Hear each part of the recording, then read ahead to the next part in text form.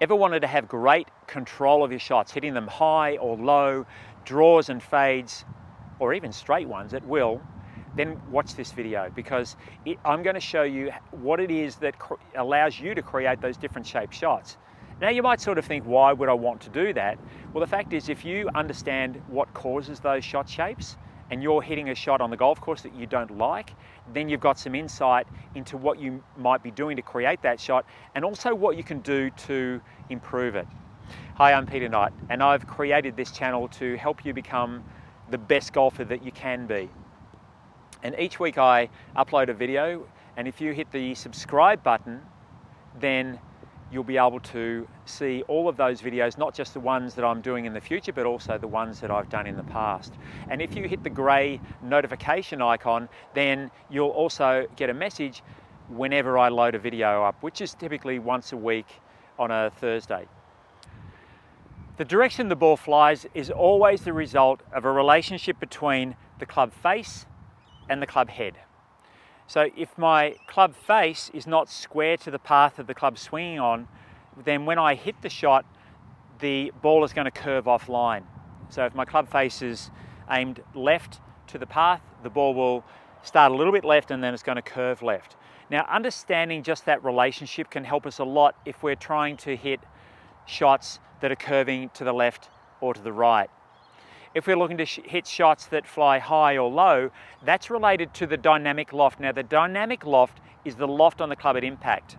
So I've got a 6-iron here, and if I strike the ball, say with the grip in this position here at impact, then I'm going to have whatever loft is built into that club head, and the ball will fly at a certain height. If my hands are a little bit forward of that at impact, I've got less loft, so the ball will fly lower. And of course, if they're behind, then when I strike the ball, I've got more loft and the ball will fly higher. So I can just use those two principles: how much loft is on the club at impact, and is the club face square, open or closed to my swing path, to my advantage to be able to create different shape shots. And as I mentioned in the introduction, just knowing that can help you diagnose what might be happening with your shots. When you look at a shot, is the shot starting at the target and curving away from it? Is it traveling on a straight line, either at the target or to the left or to the right? So they're going to give you clues as to what's going on.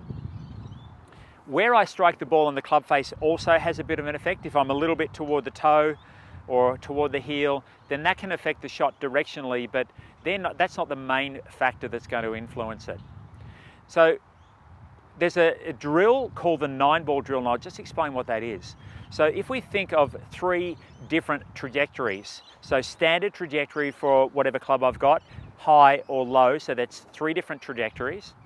And then I've got 3 different shot shapes, so either straight, curving to the left, or curving to the right. So now I've got 3 different shot shapes and 3 different trajectories. And if I hit those 3 different shapes on 3 different trajectories, I've got 9 different shots. Hope that wasn't too confusing. So if I'm looking to play a straight shot, and let's go through and have a look at how we'd actually go about playing those shots. So if I want to hit a shot straight, then I set myself up square to this rod here, which is aiming out toward my target. And then when my club meets the ball, the shot should fly fairly straight. So if I just hit, not a full shot, then the ball will fly out toward my target and didn't deviate left or right. Here's the thing with shaping shots. The next shot I'm going to hit, I want it to draw, so it's going to curve from right to left. Now, when I set myself up, my ball position is a little forward of center in my stance. If I turn my feet like this to aim to the right, now relative to my stance line, that ball position is way out in front. I don't want that to happen.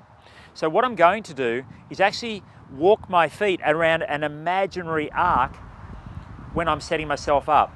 So as I set myself up, I'm square here, I'm moving a little bit around to my left, and so now we can see that the club face is still aimed pretty much at the target, but my feet are aimed to the right. So this is actually quite a bit, it's quite extreme. So if I set myself up now, and I'm looking to bring the club face back to about where it was at address, then the shot that I hit although a little heavy, did curve well off to the left. If I want to hit a fade, I'm going to do the opposite.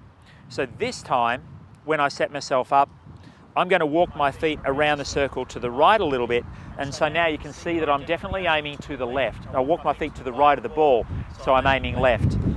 But I've kept that ball position in its normal position, and then if I play my shot from there, as the club swings through, it's created a shot that goes to the left.